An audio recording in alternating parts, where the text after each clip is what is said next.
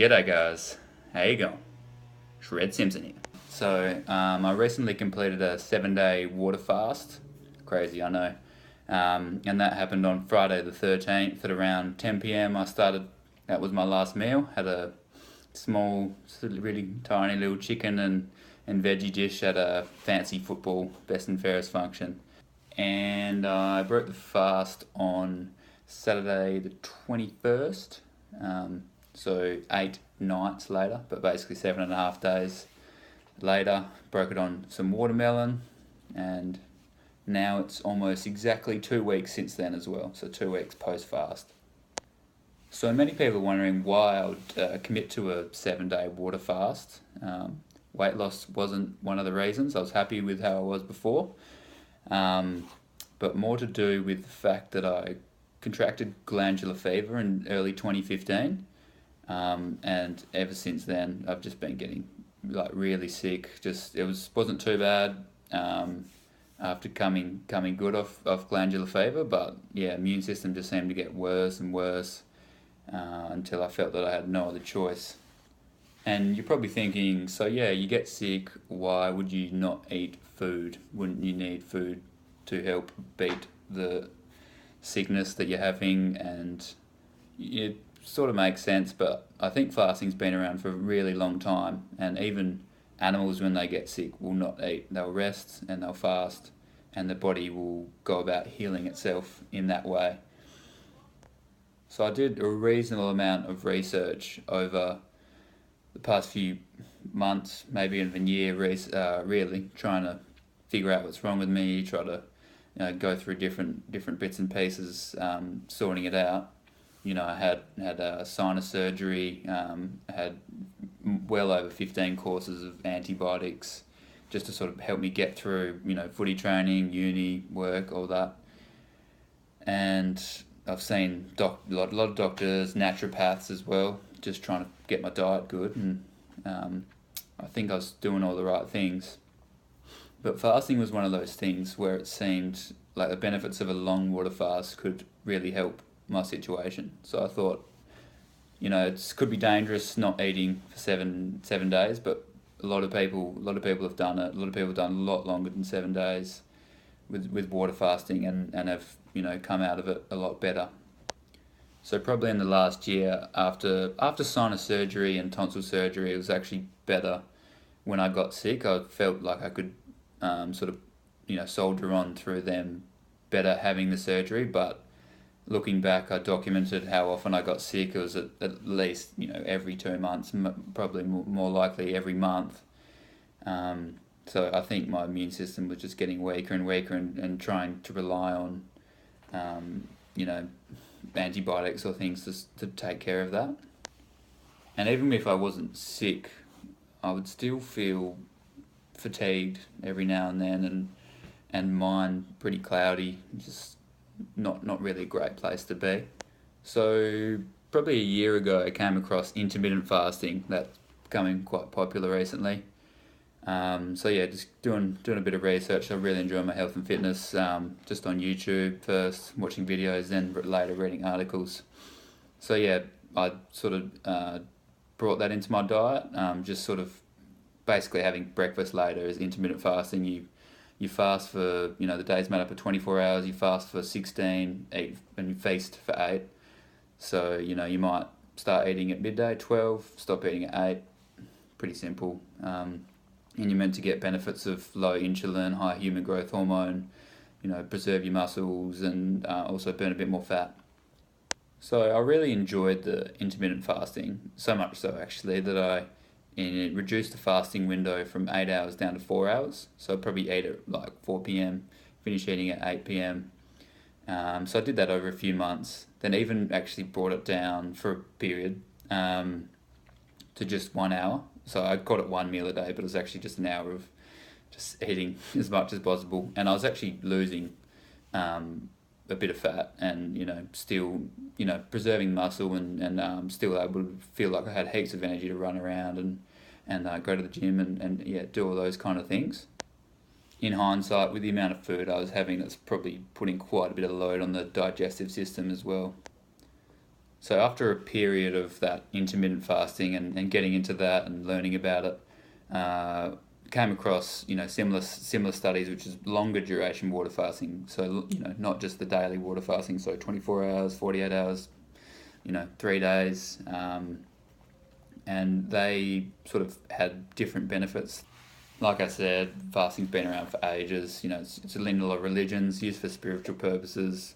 A lot of animals do it to heal themselves. People have always done it to heal themselves when they're sick. But yeah, it seems like the modern day psychology is to really reject that idea of fasting, and pretty much everyone I've come across said, "Oh yeah, I did a longer than a 5 minute fast." They go, "Well, I couldn't do that. I'd die of starvation." And I guess it's just an idea that you get in your head. You don't eat for a few hours, you get really hungry, then you extrapolate and think, if I didn't eat for 6 hours, 9 hours, 12, I would get even hungrier exponentially. But it's actually not like that. But yeah, I was the same. So I started trying, initially eased into it, did the 24-hour fast and got quite hungry over that period and thought, oh wow, one day, couldn't imagine doing it, 2 days, 3 days, 7 days. That just seems like I'd be so starving. And so yeah, after a bit of time, a bit more reading, a bit more studying, thought I'd go for a 2-day water fast, and that was quite interesting. I towards the end wasn't actually really that hungry at all. I broke it because I had training the next day. I wanted to make sure I had enough energy to run around and all that. But yeah, I was actually hungriest at the point probably 3 hours after I I started the fast. Oh no, I'm not going to make it. But as it went on, it seemed like my body was adapting, going, all right, let's get ready. We're not getting any energy in. We're not getting any calories in. Let's prepare, I guess, for a fasting period. But yeah, I guess I'm not recommending everyone to do a water fast. I feel like I was in a certain situation where that would sort of make sense to do it. So the main benefit I got excited about was autophagy, which is where the body gets a chance to sort of get rid of all the junk, all the waste that's been built up over the years, and it basically consumes everything or anything that's not essential for bodily function. All the viruses, bacteria, all the bad stuff that it knows. Its body's pretty smart. I got to use this up first. So build up around your joints, tumors if you don't know when they're going to pop up. And I also learned, along with this, that after around 3 days, all your white blood cells are just been eliminated. They're all gone, and your body's stem cells produce more white blood cells. And also interesting, reading that more than half, of your energy is used on your digestive system after a meal. So just breaking that down, where to put the glucose. And so when you're fasting, you get all that energy back to either healing, detoxification, or you get a bit of mental clarity. So that's why I guess spiritual purposes do it. You become quite clear in the mind. And yeah, there's a ton more benefits. There's a lot of research on it. So some of the other benefits: weight loss, fat loss, anti-aging, reduced inflammation, increased insulin sensitivity, lower stress levels, increased immunity, reduction in cancer cell proliferation, lowers risk of heart disease, solves digestive problems, and yeah, plenty more. So the main benefit that people probably hear about most with in the longer term water fasting is ketosis. So I'll try to quickly explain the process of long duration water fasting and sort of what happens as you continue the fast. So in the first 8 to 12 hours, your body just depletes all the glycogen out of your liver. The hormone insulin is lowered, and the hormone, human growth hormone, is increased. So this basically means you can start to use your energy from your fat stores, and the high human growth hormone prevents a great deal of muscle loss. Now there will be a little bit of muscle loss because for the next period, up to around 2 to 3 days, your body will start depleting all the glycogen out of your muscles. So even though the human growth hormone is high and it's preventing a lot of muscle loss, you will lose a little bit of muscle in this period. Yeah, so after all the glycogen is depleted out of the muscles, you hit a point, ketosis, where your body starts going, hey, we're not getting any energy in, let's stop burning sugar, glucose, as our primary fuel source. Let's use fat. So you then start to use fat as your primary fuel source. And when you hit this point, basically, you just get unlimited sort of energy coming in. So you're getting, up to this point, you're sort of getting hungrier, where's the glucose, start depleting out of your muscles, lose a bit of muscle, then you hit ketosis, just using up fat, or the fat that you have on your body. And it's basically like unlimited energy. So this is why I wanted to do longer than a 3-day water fast, which is fairly safe. Most people won't have a problem with you doing a 3-day water fast, but I wanted to experience ketosis for a while so I could actually go through a bit of detoxification and heal the body. Now, once all your fat stores are used up, you're pretty screwed then. So you start using up your organs, stuff that you don't want to use up, and then starvation mode, you die. But for most people, it's not 7 days. It's even for me, who, people thought, he wouldn't have too much body fat, could probably have done, I felt, maybe 14 days, 21 days, still not have used up all your fat stores, especially if you're resting and trying to meditate and heal the body. But some people do 40-day water fasts, and they're not necessarily fat at the start either. A really fat guy, Scottish guy, did it for over a year of fasting. So some signs I was told to look out for, just to sort of tell you to immediately break the fast. Not good. It's not the body healing itself. It's telling you really need food or else. So if you feel really dizzy, fainting, almost like you want to vomit, nauseous, things like that, it's probably a sign that you've gone too far. Not just break your fast on heaps of food, but slowly start to introduce really easily digestible foods. The funny one that you always hear about, sign to break a fast, is true hunger, but I don't think not many people anyway have felt this. Apparently it's not the hunger like grumbling stomach that you get when you haven't eaten for 2 hours, 3 hours. It's apparently it's in the back of your throat. You feel true hunger, and that's your body telling you you're about to die. Get some food in you. Some other signs: splitting headaches, really painful headaches, chest pain, abdomen pain, anything like that. Yeah, no good. Now, I did feel a little bit dizzy throughout my fasting, but that was only if I was going from lying down to standing up quite quickly, I guess, and it would only last a few seconds. So I think that's normal. I think your electrolytes are a bit low, so that's why that happens, and that's to be expected. So if anyone's doing the fast, don't get up too quickly, sort of take your time. Now, I kind of went about my daily life with fasting, and that's when I was fasting, that's not recommended at all. You really want to if you need to do it, take time where you can just rest, meditate, let your body just fix itself up. Don't go walking around everywhere. And I stopped training, obviously, but I still went into uni, a couple times, had to go in really early for some labs and things like that. Probably not recommended. There's actually fasting retreats where you can get guidance on how to go about it. The people look after you, monitor your levels, make sure you're doing everything, perfectly, and nothing can go wrong. And obviously there's quite a few risks, so fasting's not for everyone. You've got to do your research to see if you don't fit the case. Obviously, if you're underweight, fasting's a no-go. I think if you have heart and blood pressure problems, that's probably a no-go. There's a few cases, pregnant women obviously, where you just shouldn't fast. Now, breaking the fast, this is the most important part probably, and people probably get wrong most often. Easy to get wrong. You think, I haven't eaten for 7 days, what's wrong? Just eat a bit of pizza, eat big feed, you missed out on 7 days worth of food, just get it all back in you. But yeah, people have been killed, been hospitalised doing like 20, 30, 40-day water fasts and eating burrito, eating a lot of food that's just hard to digest and just not what you want to be putting in your body after its digestive system just shut down. It's just been not accepting any sugar, just burning the fat, and then you get all this junk that needs to sort out. so that's a no-go. What you need to break your fast on is so really easy to digest foods. For me, watermelon.